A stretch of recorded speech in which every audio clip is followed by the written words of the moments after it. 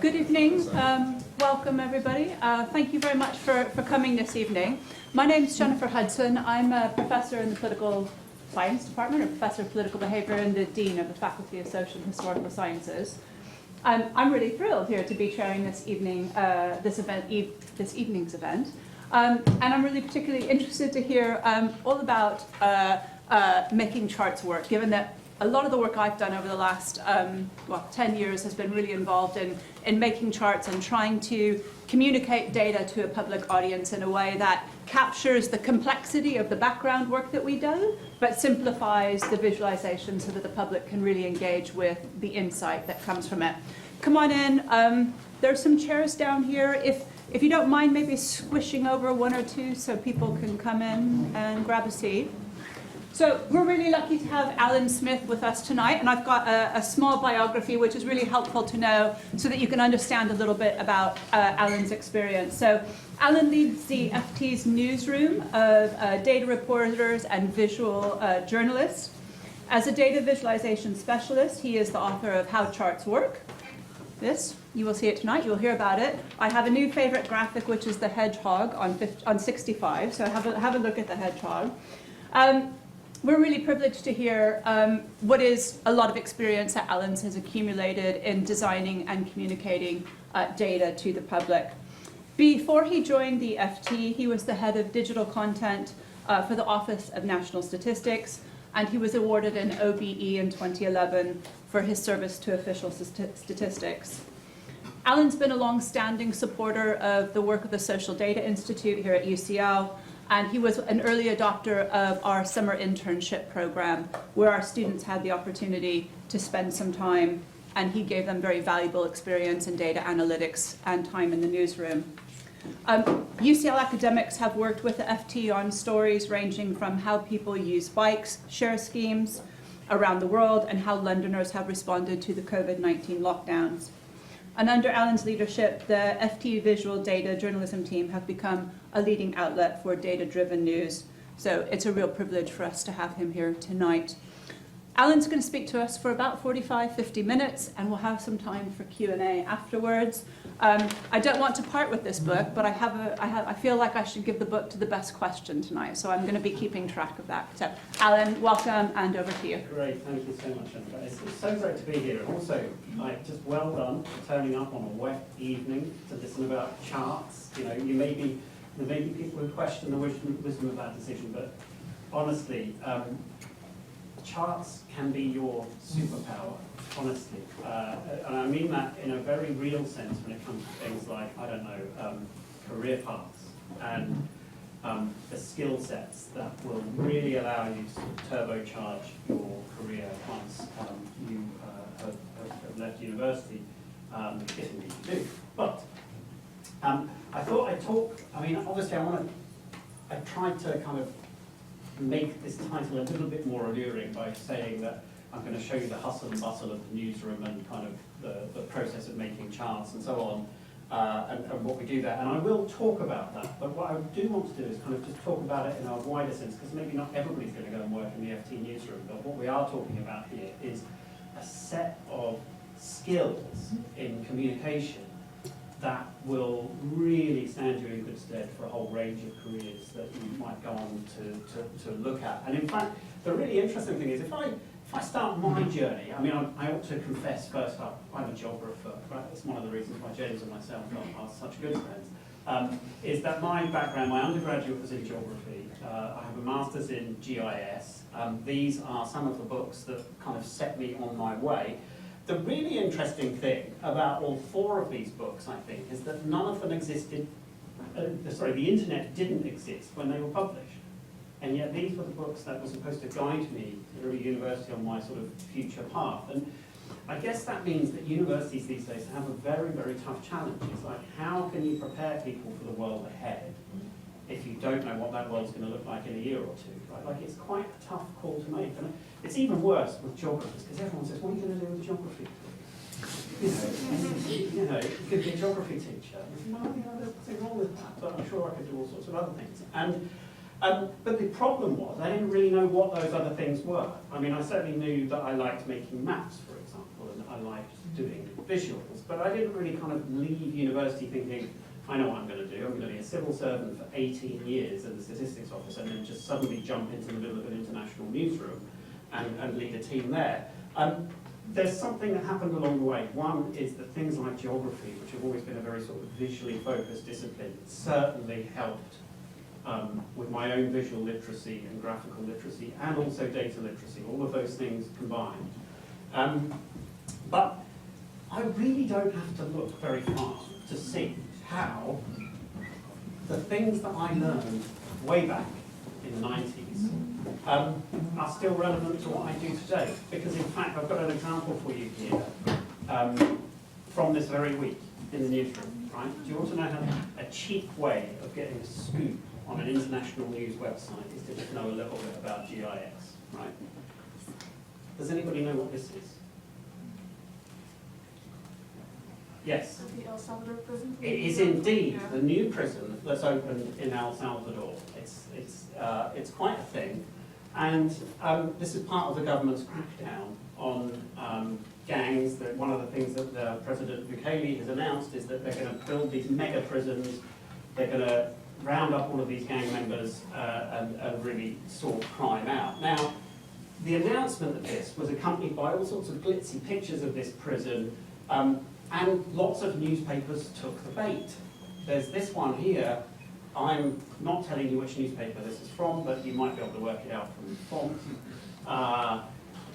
The scale of El Salvador's new prison is difficult to comprehend, and they couldn't have written a truer title because they don't think they've really comprehended it themselves. They've got this graphic in the piece, El Salvador's new prison. It says the new prison is as large as some of the most notorious prisons in the world, but inmates will be even more packed. And one of the things, obviously, we know about data literacy is, you know, when someone makes a presentation of data to you, you kind of should give it a degree of scrutiny. Is this plausible? Does it stand up? Now, I looked at this and thought, hang on, 98 people per acre. How packed is that, do we think? Does that feel packed? How big is an acre? An acre is about 43,000 square feet.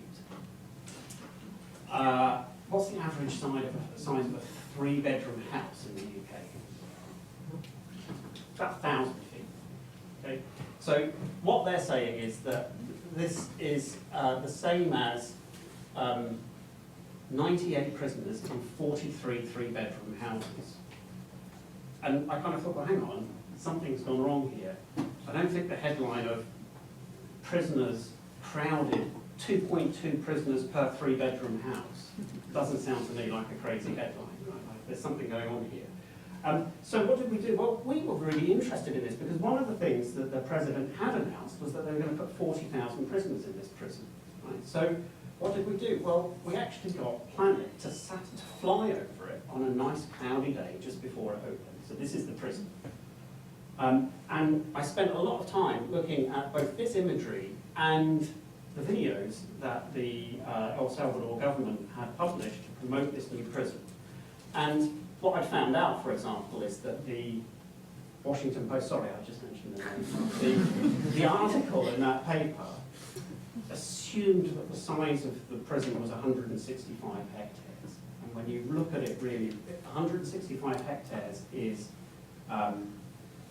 the extent of the land that they purchased.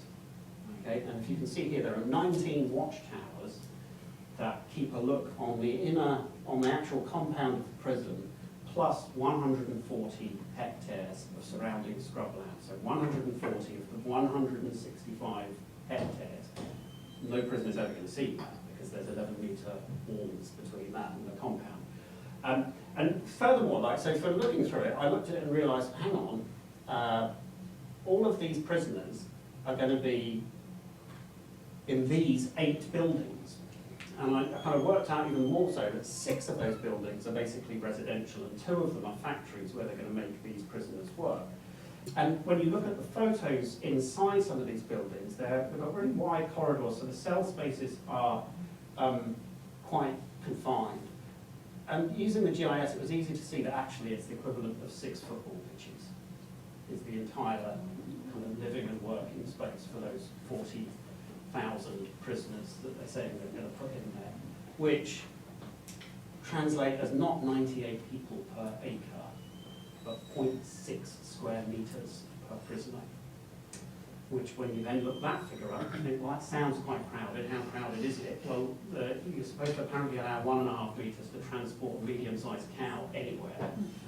And there's a torture regulation that says that in a shared occupancy cell, a prisoner needs a minimum of 4 square metres. So 0.6 square metres sounds, I mean, I kind of crunched this number and thought, hang on, that can't possibly be right. That's the size of these prisons compared with, say, Rikers and Marlborough. That's the kind of aerial extent of these things. But it wasn't,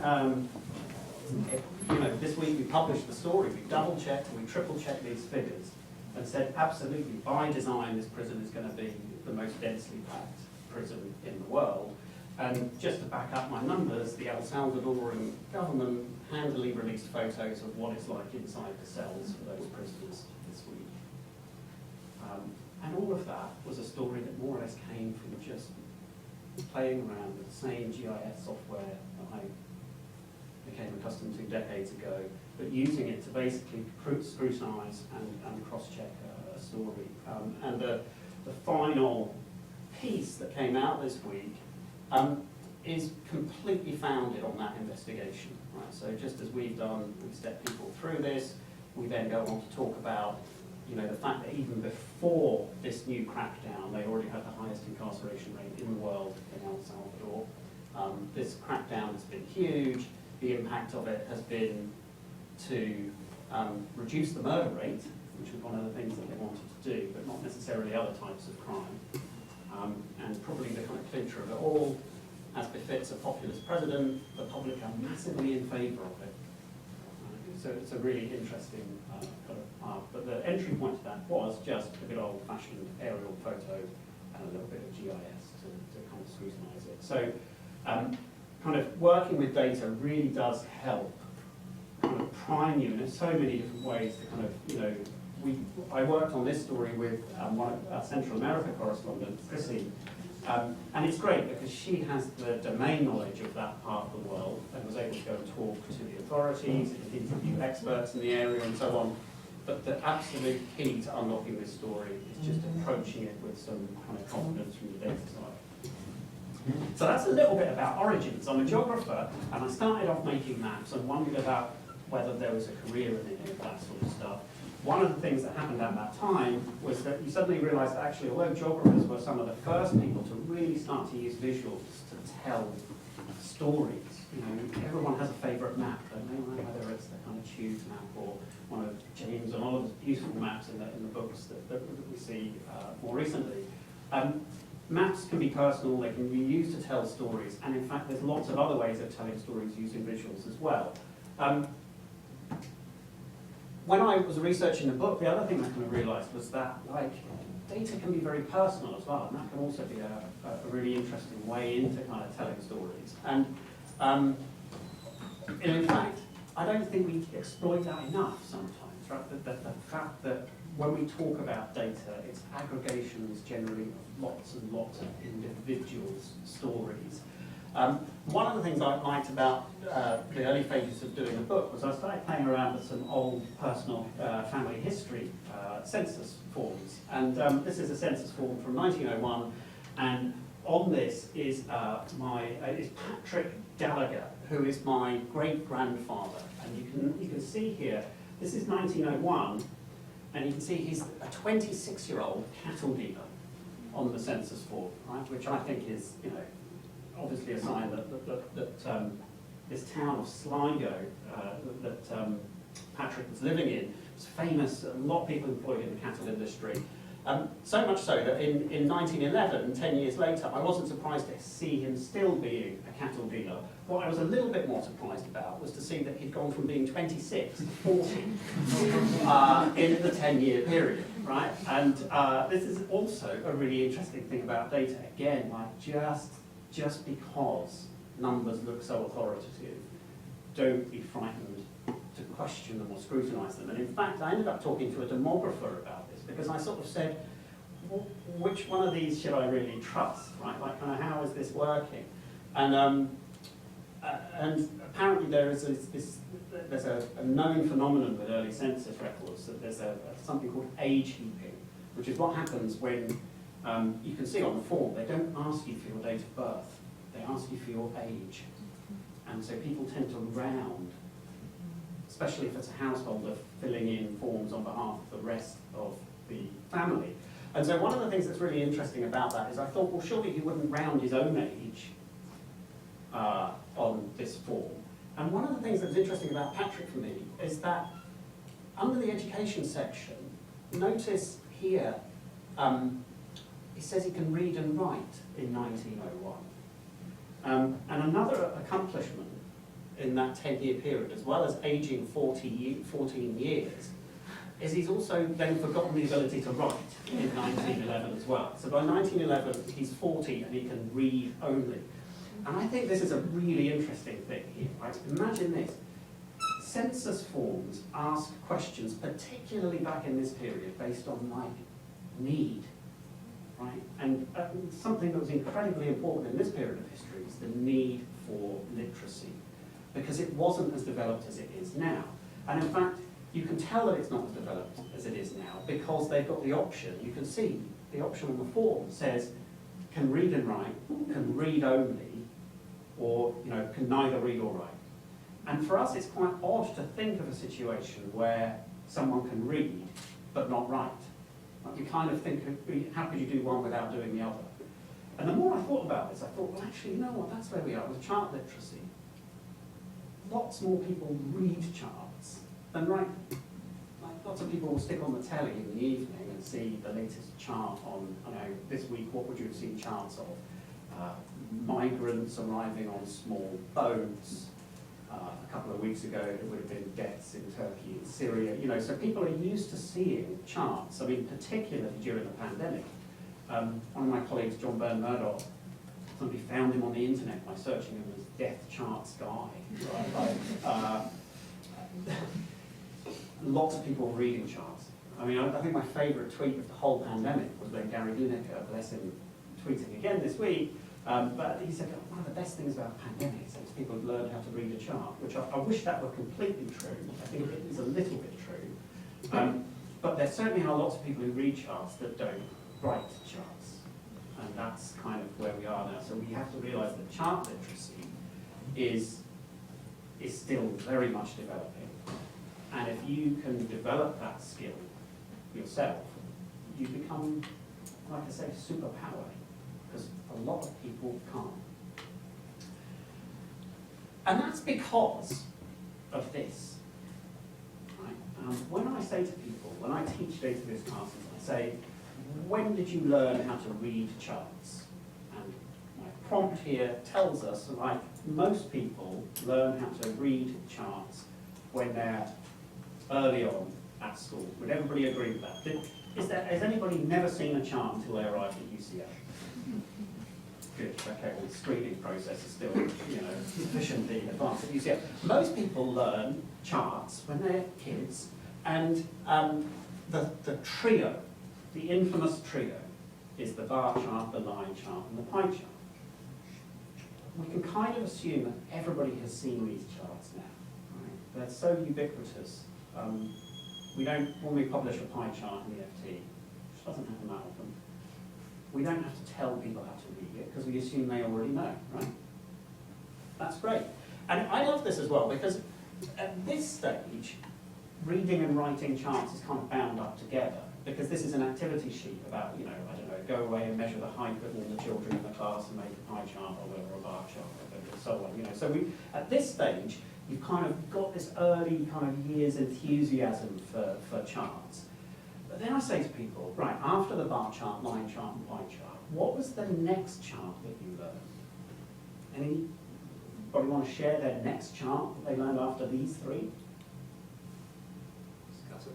Scatter plot, right? So when would you have learned a scatter plot? Statistics, right? Exactly, right? So I mean, I think the big thing is a number of years after you've learned how to deal with these charts, in most people's cases, right? Like, there's a big gap. And I think that in particular is a bit of a societal problem, is that we kind of basically just stop developing child literacy at that point. And that comes back, when it comes to working in other organisations, you know, because I think probably child literacy at universities is very high relative to wider society. Right? So take the scatterplot example. There was a Pew Research survey a few years ago that said, asked American adults to interpret a scatter chart correctly. So what proportion of them do you think could interpret a scatter plot? Out of every 100 Americans, how many are going to be able to understand it? 2. You are such cynics. You are such cynics. It was actually 66%. So, I mean, I'm not saying that it stayed that high, right, through recent administrations, but, you know, it was 66. I actually think it would probably be a bit higher now, because we're moving in this direction. And it was higher amongst college-educated adults, 75%, right? So, but even that, for some people, it's like, that's a really high figure. For you, I think that's definitely a very high figure. For some people, it's like, well, is that high enough? It's like, would I use in the FT a word that only 2 in 3 readers would know what that word was, right? Like, I don't know. I think it's a good thing, but it also does show that there's this massive journey, because very often what you'll find now is that there are a group of people out there who think that every single chart has to be either a bar chart, a line chart, or a pie chart, because they're the only intuitive chart types. And that is definitely not true. What is true is that everybody knows them because they learned them so long ago. Right? So it's a bit like trying to not be able to ride a bike after you learn to ride a bike. You can't imagine not being able to ride that bike. Right? So yes, we know that people know how to interpret these, but what we do now need to think about is, right, where can we go beyond this? Now, one person who wouldn't be unhappy to see bar charts, line charts, and pie charts being taught at primary school is William Playfair, who is essentially the sort of forefather of modern data visualization, and in his commercial and political atlas in the late 18th century invented all 3 of those types of chart. Right? Amazing. Playfair's brilliant because I think he'd have the world's most interesting LinkedIn profile. Because as well as inventing these 3 chart types, he stormed the Bastille, was a British secret agent, was in the Marshalsea prison for a period, I believe, for his part in a land fraud speculation scheme that went wrong. He was an apprentice to James Watt the engineer, who thought he was terrible with graphics. And so, a really interesting character. But anyway, he invented 3 types of chart. The question for you is, why did he invent 3 different types of chart? Given that none of these existed before, you could have just invented a chart type and said, there we go. Why did he invent 3? He realised that these 3 things show slightly different things, and what he realised, I think, very cleverly, was that these sort of visuals work not by showing people all the numbers. You know, this very common refrain that you hear, show me the numbers. They don't show you the numbers. They show you the relationships in the numbers. They show you the patterns between the numbers. Because if you want to show someone all the numbers, what's the best thing to do? A table, right? A table of data. What he was saying is, these are much more effective because they allow you to see patterns in data. And the thing that's really interesting that he said was there's more than one type of pattern to be interested in. So the bar chart is about comparing the size or magnitude of things at a particular slice in time. The line chart is showing how things have evolved over time. And the pie chart was an attempt to sort of show how things can be deconstructed from a sort of part to whole relationship. So this was all very good. The problem is, when you only have 3 chart types, what might people accuse those charts of being? It might just get a bit dull, right? A bit boring, you know. So what could you do to liven it up? Could you make the charts a bit more interesting? And this is the FT about 20 years ago. This is what happened in the visuals department of the FT about 20 years ago. And I think of this as the warning klaxon, really quite loud and sort of noisy here, is that someone has clearly gone over to the visuals desk and said, right, this is a story about Marks and Spencer, and they make pants. So, can you make two pie charts that look a bit like testicles to go inside the pants, and then a bar chart and a line chart on either leg? Now, the thing I love about visuals is that they're very memorable.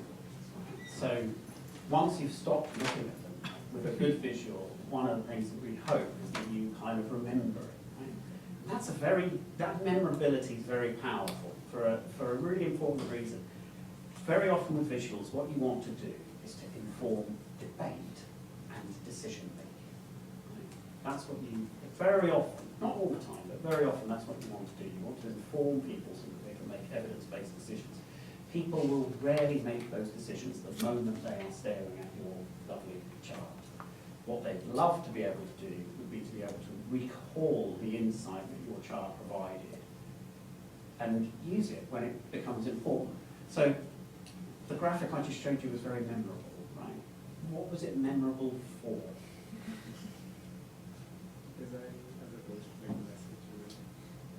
Yeah, right. Like the thing that was least memorable about the graphic was actually the information here.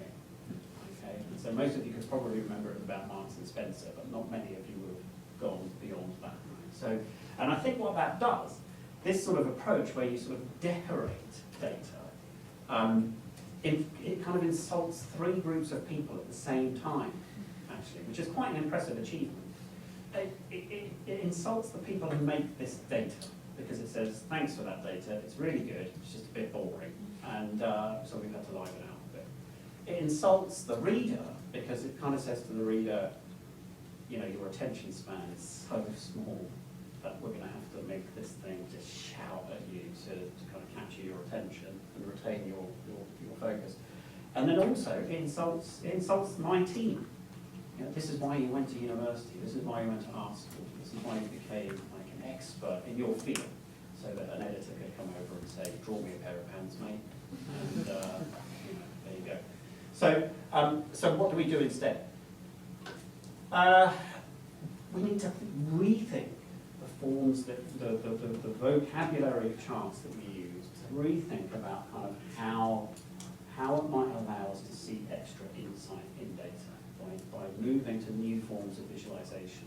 Not just for the sake of it, but because we want to get smarter. That's what the chart superpower is all about. So this is going back to my family history data, because once I'd seen that my great-granddad could only read, I was interested to know how typical or not that was of the population of Ireland at the time. So I pulled the Irish census data, and you can see here, this is every row on this stacked bar chart is a county in Ireland, and it's broken down according to those who could read and write, those who could only read, which is the light blue category, and those who were illiterate, and the remainder, which is basically those people who haven't started school yet.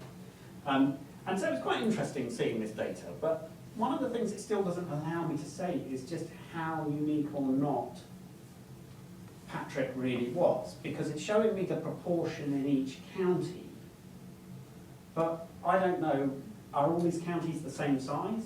Like, can we not do both? Can we not see how big and how it's comprised?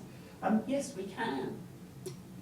Just a really simple tweak to this chart allows us to stretch this y-axis around so that the vertical height now represents population size. And that gives you some really interesting extra information, because what it allows you to see, for example, is that the most populous county, Dublin, was also the most literate. Right? So you can kind of suddenly see this extra information coming out that you couldn't see before.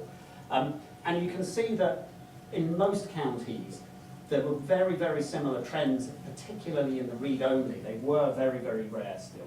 You know, it wasn't, it was about 3 or 4%. But you can also see that the highest illiteracy rate down there in Donegal was actually quite a reasonable chunk of people there as well. So it's just a small modification to this chart to introduce an extra axis on it. Does anybody know what that type of chart is called? A Marimekko? Well done, fantastic, right? So a Marimekko chart is a chart that basically has two axes that you can treat for independent area comparisons. And what that allows you to do is to see size and structure in the same view, which is a really important thing. Now, this is a bit indulgent, me looking at it just in terms of my family history, because there's my great-grandfather. This is the Marimekko, a good way of saying size and proportion at the same time. Once you know how these things work, it means they become the instant solution for how big was the banking bailout. So you remember the banking bailout and financial crisis, all the banks were bailed out by governments, and we were really interested to know what happened to that bailout money. So with this big old Marimekko chart, each row here is a country, organised by the size of its economy. So the vertical space, instead of being the population, like Dublin and so on, the vertical size here is the size of the country's economy, its GDP. And the horizontal axis is showing you what proportion of the country's GDP was used for the banking bailout, kind of how big was the bailout. So you can see we start off with the smaller countries at the top, that include Greece and Ireland, where although they're small economies, the bailout was relatively big as a share of their economy. And then as you come down, you kind of get this looming sense of the US economy and how big it really is. And then also it broke my Marimekko because it turns out that they actually recovered more money from the bailout than they spent on it. So it kind of seems quite fitting that they were the only country to make a profit out of the banking bailout. But that whole Marimekko becomes a story in its own right, and a really smart way of conveying scale and proportion in one way. So to kind of facilitate this way of designing with data rather than around data, we produced this thing at the FT, which persists to this day, and it's actually the centerpiece to the book that very kindly was flagged at the start of the thing. This is what we call the visual vocabulary. We put it up in the FT newsroom, and it's aimed at trying to get conversations going about how to design with data. It's not like a wizard, it's not meant to just instantly tell you things, you've still got to do a lot of thinking. But what it is, it's a wide range of chart types, not just those bar, line and pies that you kind of learned at primary school, but with some guidance about what kind of patterns in data they're best at showing, and some kind of evidence of when to use them at the FT. And so, with those three relationships that Playfair spotted, bar, line and pie, instead we've got 9 here. 9, which includes spatial, because spatial is just simply another type of pattern in the data that we're interested in showing. And so we've used this visual vocabulary a lot in the newsroom to design with data at pace, and I think that's the really key thing. Right? Like, we don't very often have the luxury of unlimited time in the FT newsroom. Probably the best example of that will come next week when the budget is given. Chancellor will probably sit down around about 2 p.m. By about 6 p.m. we'll have had to do 2 double sheet board pages in print, along with about 4 or 5 online stories and a load of social media content that picks out the key things in the budget and what to look out for. So what we can't do is, let's go do some user testing. It's straight on. It's right, like, let's get into the meat of this and see what's going on. So this framework's actually very useful. And so one of the things that we'd like, even not just our visual and data journalists, but our reporters to start to think about now, is when they're writing a story, to start thinking about what are the relationships and data that might form a part of that story, and to use that to start driving the conversation, rather than coming up a pair of underhands, because I don't know, it seems a better way to approach it. So if I take a look at a couple of these, you'll see them in action. Like part to whole is probably the most contentious place to start, because part to whole, when you sort of talk about part to whole charts, they're dominated by these things, the pies, right? If it's a part to whole relationship, it's got to be a pie chart. And I have to say, I'm not one of, because would anybody consider themselves a chart nerd? Yeah, definitely. If you're a chart nerd, there's a risk that everybody must know a font nerd, right? And what's the best way of trolling a font nerd? Comic Sans. Send them a birthday card with Comic Sans on it, right? Like, and if you're not a chart nerd and you want to rile them up, send them a pie chart or something, right? And we actually keep the pie chart on the visual vocabulary. I say we don't use them very often, but we do use them occasionally. And that's partly because they are so ubiquitous, right? Like, everyone knows how to read them, like schoolroom to boardroom, that sort of thing, right? Like, it does work. And in fact, that encoding, you know that everybody knows how to read it. One of the most powerful bits of evidence for that is that whenever they don't work, they go viral, right? Like, because people know that, doesn't mean know that they're supposed to add up to 100, you know, like kind of, you know, it's such base chart literacy. So pie charts can be quite good. I think the thing that's really interesting from research is that it wasn't until relatively recently that academics started paying serious attention to how and why data visualization starts to work.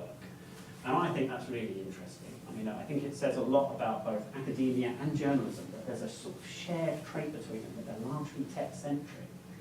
And the struggle to bring visual thinking into those arenas has been a long and hard one. But one of the things that Rob Kazara and Drew did a few years ago here, which I think was really great, was they sort of looked at something as simple as a pie chart and said, well, actually, they're quite complex visual encodings, and you can interpret quantity through pie charts in multiple ways. Like, some people could like look at the circumference, you know, the length of the arc, so they can look at angle, or they can interpret area, but no one really knew for sure how people were reading these things. So, I mean, what do you think? What did their research show? Which of these encodings ended up being more important? Don't be shy, you're amongst friends. Arcling. Arcling. Arcling is actually what they said could well be the most important one of those encodings. And I think because of arc length, I think the thing that's really interesting is that's why things like donut charts are entirely permissible. They work quite well. And one of the things I like about donut charts as opposed to pie charts is that you've got this lovely space in the middle for explaining what the universe is. What, you know, we know that these things all make something, so what do they make? And this is a good example of me at the FT having a bit of fun with a pie chart, because I don't know if anybody's seen the Wirecard documentary on Netflix. It's really worth watching. It's a fantastic documentary built around an FT investigation, of which I played one part, which was to make this pie chart. I love it. It's my kind of piece in this big Netflix blockbuster, was to do a pie chart that never made it to screen. But anyway, Al-Alam Solutions were a payments processing company in Dubai who apparently were cited in lots of Wirecard financial reports that there were lots of clients going involved in these kind of payments processing transactions. And our investigative journalists talked to them all 34 of them, and it turned out none of them had ever heard of the company that they were supposed to be clients of. And it was a perfect use of the pie chart form, donut chart form, because it's only 4 segments, right? Like, there's no need to try and turn that into a big data science-y sort of big thing. It's 4 numbers, but it really does kind of help explain what the point. Again, I had fun writing the headline for this one. Al-Alam's clients don't know who Al-Alam is. Tells you what you need to know. So that's donut.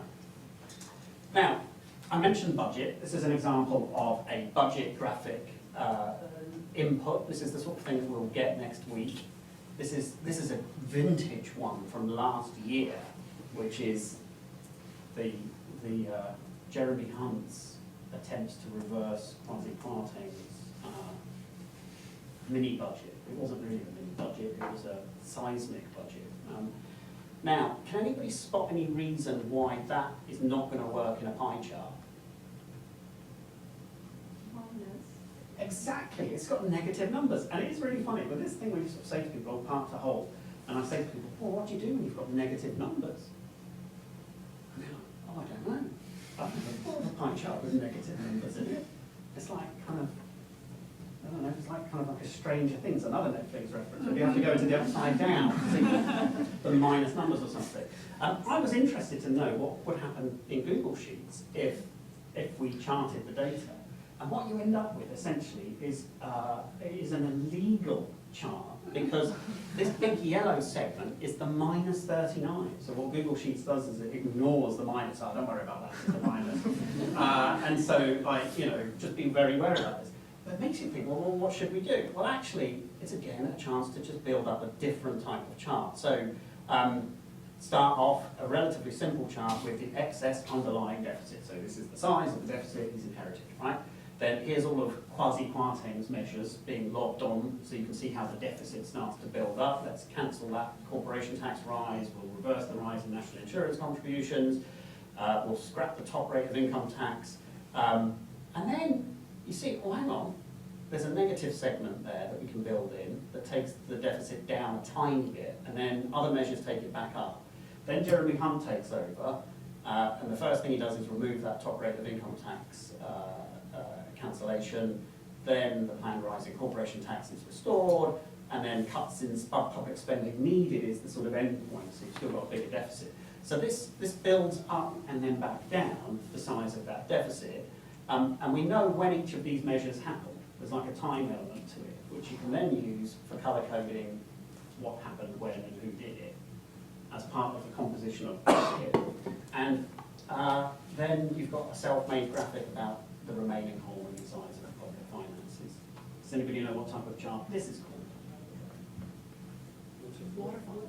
Waterfall, right, a waterfall chart. And can be useful for showing part-to-whole relationships when some of the components are negative, right? And it's certainly a lot better than my illegal pie chart. So you can start to see now, this, I'm not lying when I say this is a superpower. If you know how to confidently handle and present this data, it becomes just a huge part of your communication toolkit. If there's one thing worse than a pie chart, it's multiple pie charts. A number of times you'll see this in the you know, you probably won't see too much of this in academia because people are snooty about pie charts, but out in the real world you'll see this stuff all the time, multiple pie charts. Even with simple pie charts, it becomes difficult to just remember all the segments and stuff. But there's just much smarter ways of presenting that sort of structural stuff. So all of this is just to kind of show you that when you traverse one of these columns of data for relationships, there's lots of different options for showing it, and that's what this vocab is all about. With magnitude, you know, bar charts are absolutely fine if you've got interesting data. There's nothing wrong with them. I'd say this chart is incredibly interesting because it shows that the average wealth of a white family in the US is about 8 times the wealth of a black family. And I think that's a memorable piece of information. It doesn't need much adornment. I also think this bar chart's great at convincing me not to climb K2, right? You know, these don't need too much dressing up to convey a really important and confident point. One thing that is different about them is one's vertical, one's horizontal, right? And again, simple kind of practice about when works and what works. I kind of like horizontal when you've got long labels, like that works really, really well. Because if it doesn't, like people need a neck adjustment. Just some simple stuff. And with bar charts, you always end up in this space as well, right? Like people are like, oh, it's a bit boring, you keep telling me it needs to be a bar chart. I think, well, actually, bar charts are overused but for two very different reasons, right? I think reason number one is this. China produced more steel in 2 years than the entire output of the UK since the Industrial Revolution. I think that's an amazing fact, and it is true. Right? That's an amazing fact. Do we need a chart of that? Would anybody like to see a chart of this data that went into making this fact? There it is. Right? And so we'll very often have an editor say, Alan, we've got this great bit of data, and we've got to chart it. You know, I'm like, well, not really. Like the units don't make any sense. It actually doesn't agree with the title because it's very difficult to see that one is higher than the other anyway. There's nothing that you can learn from the chart that you can't glean from just reading the facts. So a lot of things don't need to be charted. That's one reason why there's too many bar charts. But the second reason is for this sort of thing is that actually sometimes bar charts are not the best thing for showing size comparisons. And it particularly is the case when you've got big outliers, and I call this the sort of Jupiter, Pluto, Sun sort of problem. And, you know, there's different ways of conveying size when things are very different. You know, circles might be pretty, but actually they can be functional as well because they're very good with their area encoding of showing things when there's very big differences between the values being plotted. Right? And one little trick that we use with some of this stuff is that with things like circles, you don't need to show the whole circle for people to get a sense of the scale of that circle. Bar charts don't have to be just bars either. I mean, this is a much better use of art than our underpants graphic because it's encoding the thing that's being measured. Right? Like, so this is also a very sort of sensible thing to do because it helps with the memorability, it helps with the readability, and there's nothing wrong with doing that sort of stuff. And during COVID, that allowed us to do some great graphics that really conveyed the sense of what's being presented. I kind of liked this chart. It was like, you know, why sneezing is going to leave you a pariah on the train. Right? Like, you know, this sort of encoding, it could just be 3 bars, but in this case it makes much more sense to show it in a sort of more emotive sense. So that's the visual vocabulary. That's kind of, I would suggest, having a look at it. It's available for free. You can get a copy of it as a PDF file, and if you're interested in more of it.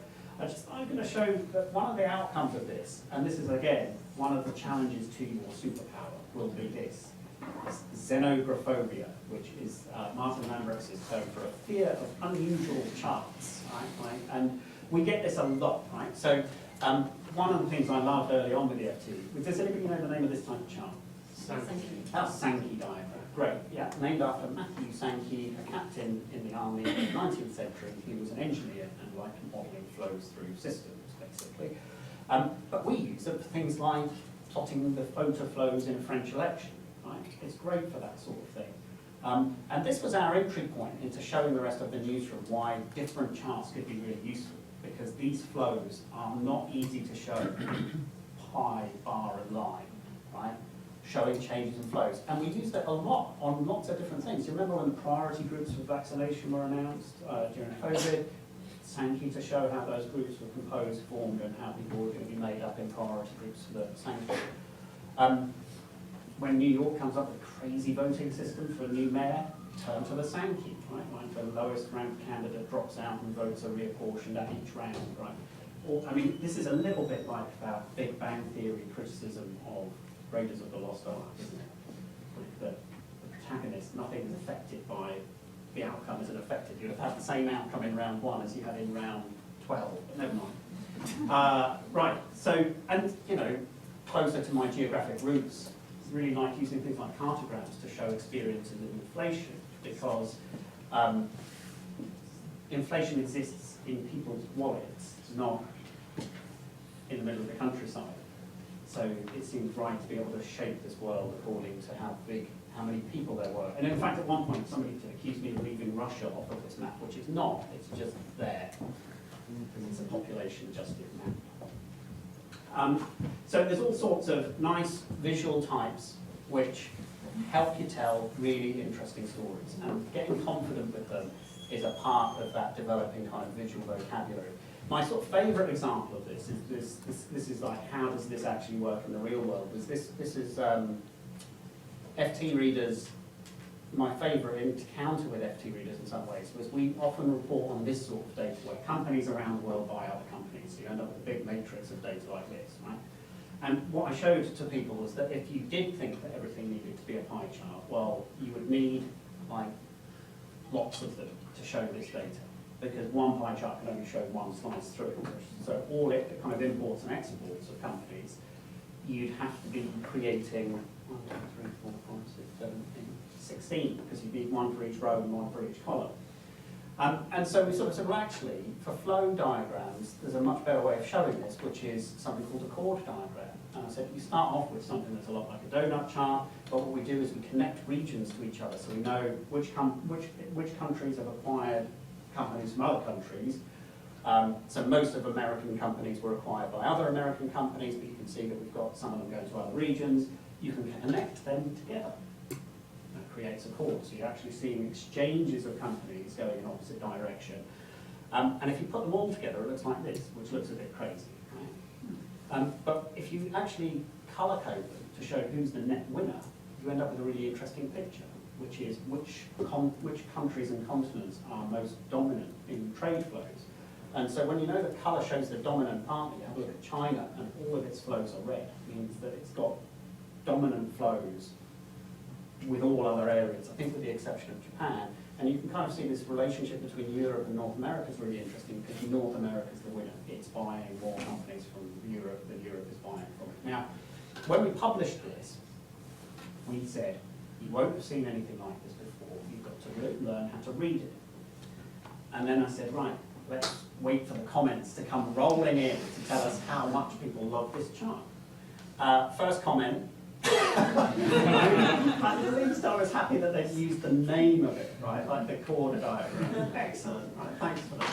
And at this point, I was kind of thinking, like, oh no, this could be a bit brutal, because like 5 people have recommended it, which is like the equivalent of kicking you while you're on the floor, right? That's happening. But then, actually, amazing. Good old FT readers, because most of them got it, that this was complex information that they were able to decode, not because they could glance at it in 5 seconds, but because they could spend 2 or 3 minutes reading it and come away smarter, which is one of the things that we wanted to do. So this is pretty much now at the end, right? So one of the things that we did as all of this process was that I thought, wouldn't it be great to just write a series of columns for the FT about all this stuff?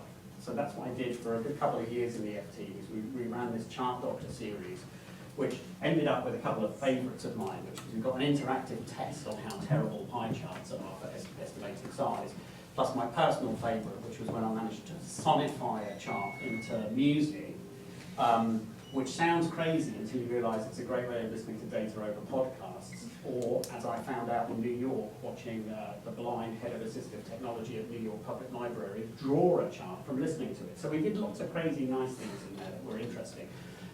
But certain things kind of then, you know, so for each of these articles we drilled into specific things. I won't spend too much time on it now because it's in the book, right? But like scaling charts makes a huge difference, right? Just messaging in charts and just thinking about what the numbers are showing. This one about equality was bugging me for ages until I realised I needed to extend the scales to show where there were no women, basically in senior roles in any company. Right? Just a massive difference. And all of this sort of stuff, you know, it's easy to do. Last thing I've just flagged on that is that writing is a really important part of good chart design. It's one of the things, again, recent research has shown, they are amongst the most memorable things that you'll see on a chart, which is why it's worth being good at writing about data as well. I've had my team go through headline writing courses to learn how to write succinct summaries of what a chart is showing. Because it turns it from like, here are some numbers, into here's a story that you will remember. Right? Like it's amazing the power that the kind of words do it. And that's behind the FT social media strategy for visuals. Right? Charts are more popular than photos on our Instagram account, which is kind of amazing when you think what Instagram was originally designed for was not charts. But there we go. So that's it. Thanks ever so much for staying awake and putting your jury. The book is out now. It has been out for a few months. It's just been translated into Warhol-esque French. I also suggest you follow FT Data if you're interested in this stuff. I mean, I'm on Twitter, but all of our stuff gets published via the FT Data account, and that's worth following. Thank you very much.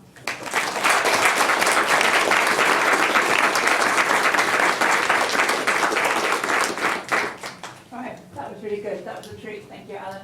I'm going to take questions. That's very bright. Who wants to have first go? I'll take a few and then Alan can pick and go. So maybe a bit of a silly question. What's your favourite chart? What's my favourite chart? Chart type or instance of a chart that I've made? Either.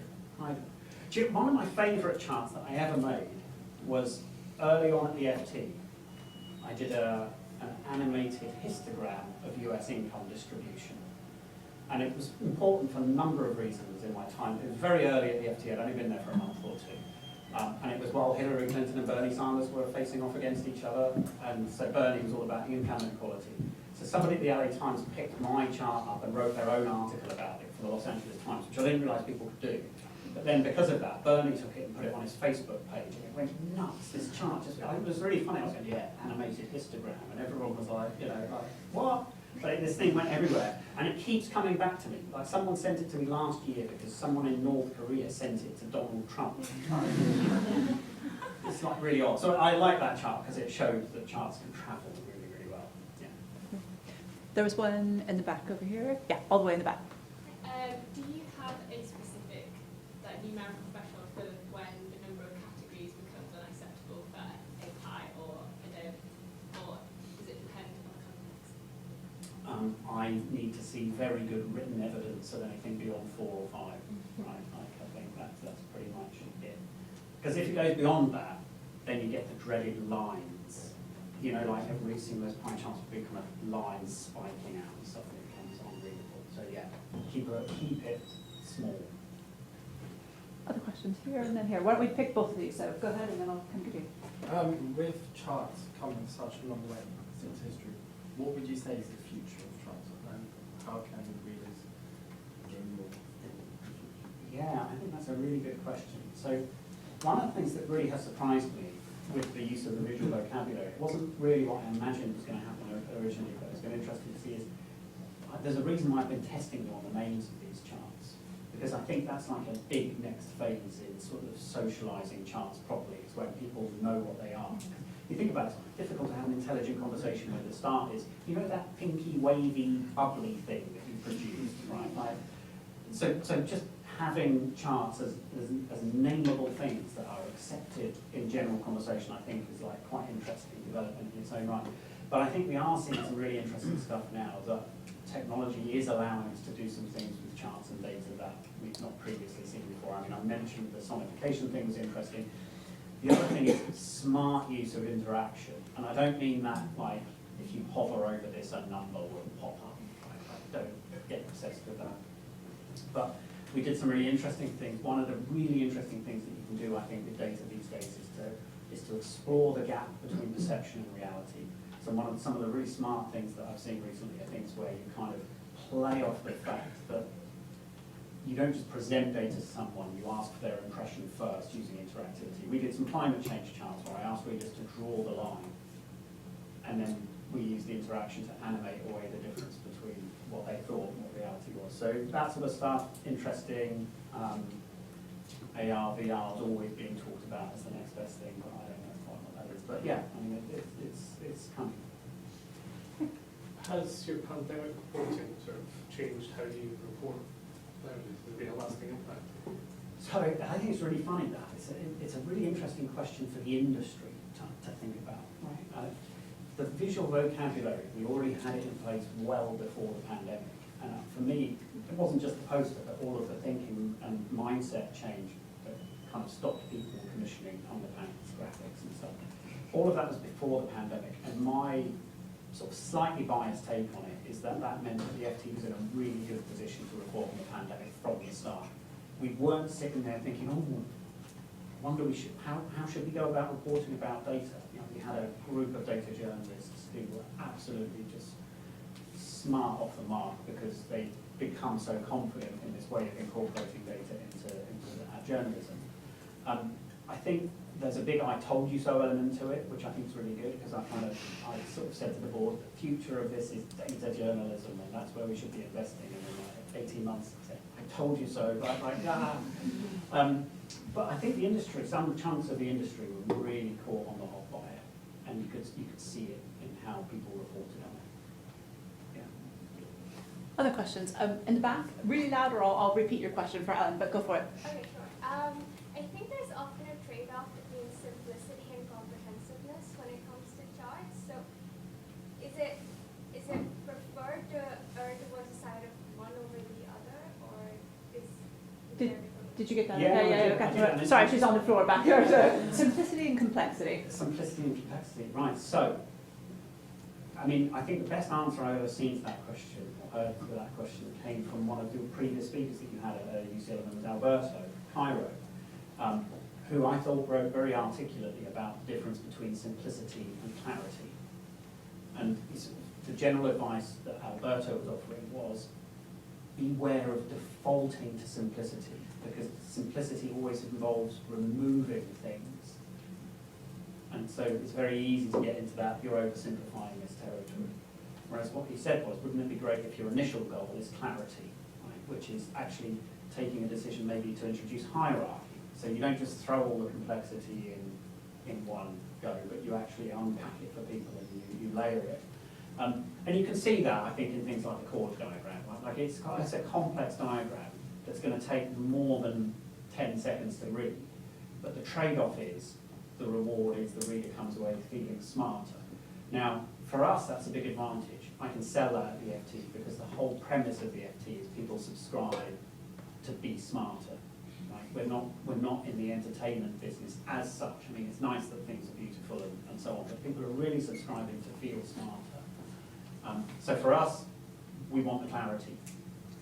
We, of course, have to remove some things. And I think a big difference, for example, with academic graphics is we don't very often put things like error bars on graphics unless we feel that the error bars are an important part of understanding the uncertainty from conclusions that are being drawn around it, for example. So it's not like we just slavishly say, get rid of all of the fancy error bars and stuff, but things need to justify their part in the graphic, yeah. Good. I see James. I've got a few more. Was there any more back there? All the way in the back, then I'll work my way up in the front. So, gentleman in the back. Just go back to the future of data journalism theme. Where do you see the role of AI in data journalism and data communication in the future? Yeah, I mean, you can imagine that's probably occupying quite a few senior editors at the moment. What about that? We have done a little bit of interesting sort of look at AI. And I mean, I think the thing is, it's probably less dramatic than it looks like it's being reported by the news organisations, right? I think it's probably less dramatic. I mean, we've done some experiments with AI in different contexts, and I'm aware in different kind of uses of it. But I'll give you a couple of examples that I think are really interesting. I met a company in Geneva a couple of weeks ago who've done something really interesting, right? Out in the real world, when I was at ONS, I realised I was spoiled. I coexisted with all the people who made the data. So if I had a methodological question about population projections, I'll just go speak to Hannah, right, around the corner or whatever, right? I was so close to the data. Most people in the real world actually have got chaotic data lifestyle. They're trying to grab data from different places and bring it together to try and make sense of some big problem that they're trying to solve, right? Most of the work that we do is below the waterline. Making the graphics is the fun bit. Getting data to actually make graphics is the really difficult bit. Because it's either pulling stuff together from different places or analysing and making your own data, and all of those things are intensive. And these people have done a great job of using some AI to automate the process of grabbing data from different places to bring it together, which I think is just really interesting, because we assume that that exists almost, I think. They certainly do in the newsroom, just get this data, right? Do you know how hard that is to get, right?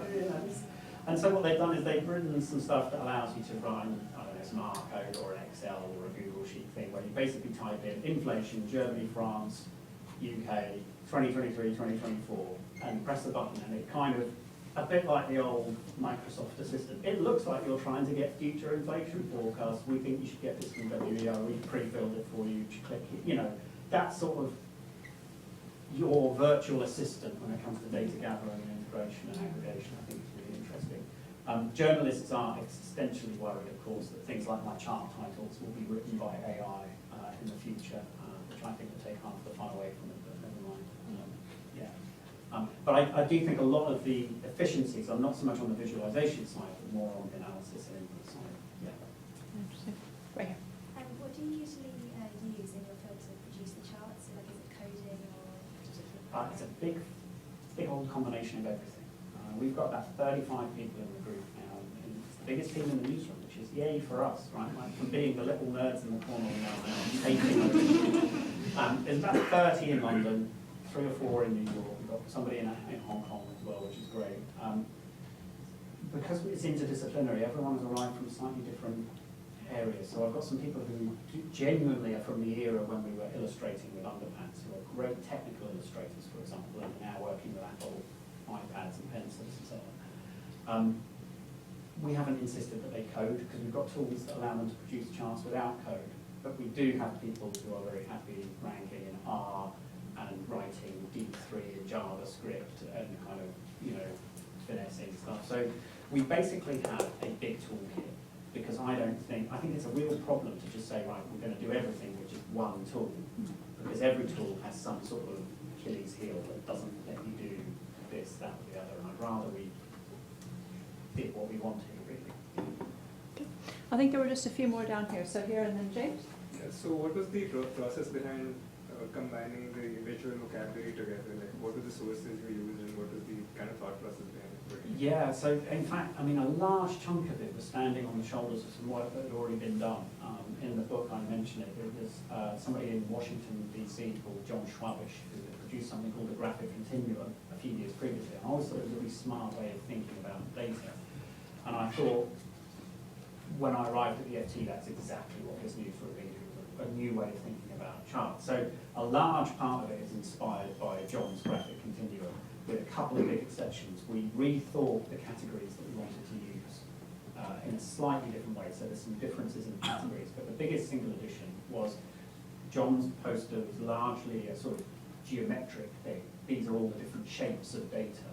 And what we put onto it, which has ended up being really important, was some kind of guidance on what sort of FT stories would we use this for. So what we did was we sort of audited our FT stories for patterns in data and kind of what are the things that we routinely write about. And so you realise, oh, hang on, flow, because we always write about flows of money and flows of people and flows of companies. And so we mapped it onto our editorial output, basically. That's where it came from. But John's work was such a good input. James? Thanks, Alan. My question was, I had two actually. One was a slightly playful question, which was about how a close second for me is in terms of the news outlet that uses charts effectively, I'd argue is the Daily Mail. Because actually if you look at their front page, it's just like, bam, this is a bad, scary thing, and here's a chart that proves it.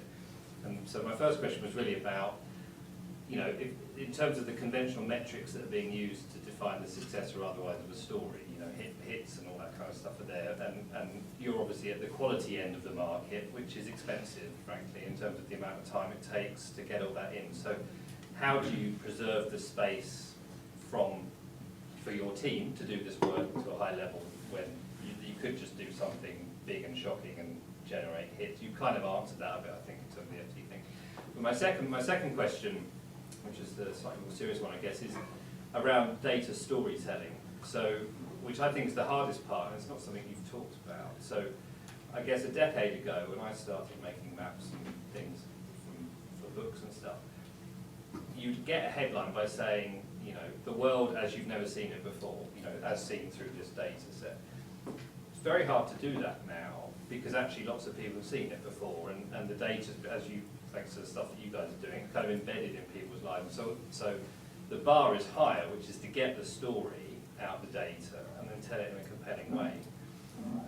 How do you get your team, or even people thinking about data as a storytelling device? Because I think that's probably really the hardest thing, actually, in all this.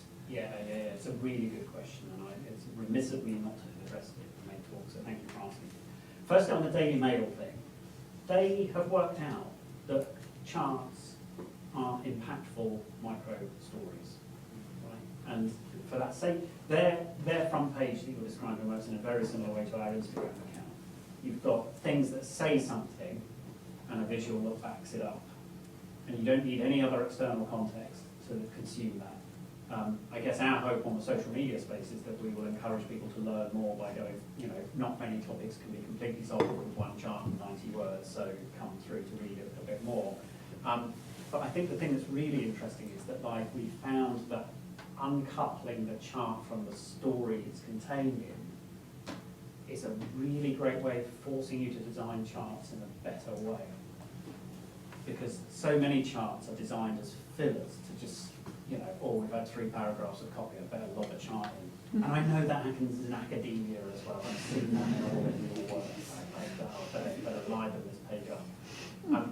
If you're in page layout device, you fail to achieve this lock-in to like a narrative purpose for this thing that sits within a bigger narrative. And in fact, I think that this is moving on to your question about narrative, actually, which is, I like to think of, if you like, the kind of an anatomy of a regular sort of data journalism piece could be, it's not always charts. It's another thing that's worth saying. Data journalism doesn't have to be represented by visuals. Sometimes writing it is enough, but you could think of maybe an article that's got maybe 4 or 5 charts in it that are a micro story each, which you're connecting with narrative from one to the other, so that it's like it's being driven by those chart assets. And that doesn't sound revolutionary to you, I know, right? But the idea of putting charts on a page first and then writing around it is revolutionary in the news industry, right? So that's one way that things have happened.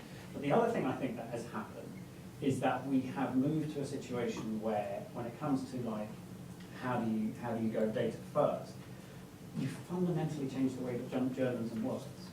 I'll give you a very real example of this, which is that I spoke with a seasoned markets reporter at the FT. We had a great old beers that one evening, and he said, your stuff, he said, is a bit of an existential threat. Because the way that we normally do this, he said, is we'll think of something, and then we'll find some data to back it up. And what you're doing, he said, is very dangerous, because what you're doing is you're asking the question first, and then you're like, it's like you're an academic or something. So the answer to this is probably good news for any of you who think that the news industry might be something of interest. That sort of journalism is now, like John Murdoch calls it social science on a deadline. Which seems a bit disingenuous because it makes it sound like people don't have deadlines if you work in social science. But what he means is it's that approach condensed into a research and story delivery phase. And there's some sense to what John's saying there. I think it's a really interesting thing, because what it's basically saying is it's hypothesis driven, asking a question that you think readers would be interested in the answer to. And you can see it. I mean, the El Salvador piece, how big is this prison really? It seems like a bit of a no-brainer of a question to answer. But you can see what happened. The Washington Post didn't ask that question. They said, it's really big, isn't it? And then wrote a whole piece about it. So, yeah, it's about asking questions at the outset, I think. I still don't think we do enough of that even at the FT, because that is massive cultural change. And we work with certain parts of our newsroom more effectively than others, just because that sort of transformation takes a lot of time and effort to push through. Oh, we've got two more. Do we have time, Moira? Did the Washington Post actually acknowledge your I don't know, I haven't had any fun with that. I mean, because they only published theirs that week. It was so funny because we were working on this. We'd worked with Planet, and one of the things was really interesting. I exchanged some emails. Oh, it's a bit cloudy today. We might not get your image today. I was like, oh, right. And so we were waiting for our satellite image to come through before I could really kick off and do things. And over the weekend, while I was waiting for that, the Washington Post piece appeared, and I thought, oh no, here we go. And I just couldn't believe it. I thought they got the whole thing wrong, upside down. But I suspect, as well, the other thing that's interesting with the Washington Post thing, you'll notice it's published in their opinion section. And I think, going back to your thing, the opinion desk is almost like the last bastion of, I've got a hunch, here it is. And so it's probably subject to less fact-checking than other parts of the newsroom. Well, let's say less fact-checking. There's a lot of fact-checking that goes on, but not analysis-checking. Right? Like that probably is the function that's missing. And John Murdoch, who now writes a column for the FT, it's been really interesting to see John take his approach and put it into the opinion desk, because the opinion desk have kind of, instead of where did you get that number, John sort of says, well, I analysed it and made it myself. So it's like, what? Right, like, how can I check that? Right? Like, well, here's my R code. Right? Like, so that is, it's a big change, definitely. I think we have time for one more, and it was, yeah, John Munro. You said you had a big team you're doing with stuff at the FT. If I'm looking to use charts for my like dissertation and stuff, is there a software or an approach that you recommend for like the average chart maker that I can still be creative with my charts? Yeah, so I mean, I think this is definitely a much easier thing to answer than a few years ago. I mean, like a few years ago, I'd be sort of saying, well, it's probably worth learning a little bit of code to take control. And I wouldn't still rule that out. I mean, I think it's a good thing. But there are a couple of tools now that I think people turn to a lot. One of them is called Data Wrapper, which some of you may already be aware of. There's another thing called Flourish. These are basically web-based tools that have like a freemium layer to them, so you can get going for free, whatever. The thing that I like about both of them is that they offer effectively visual vocabulary style range over chart types, so you're not constrained to just the same old chart types. You can have a bit more of a range to it. So they're probably good places to start. Alan, thank you so much. That is brilliant. Things I heard in your talk: curiosity. So curiosity with the Washington Post story. Don't take for what we see for granted. Dig deeper. Clarity. I really like that question around clarity and complexity, and we should be aiming for clarity. And just a real suite of charts that we can choose from for our data. So please help me in thanking Alan for his talk tonight.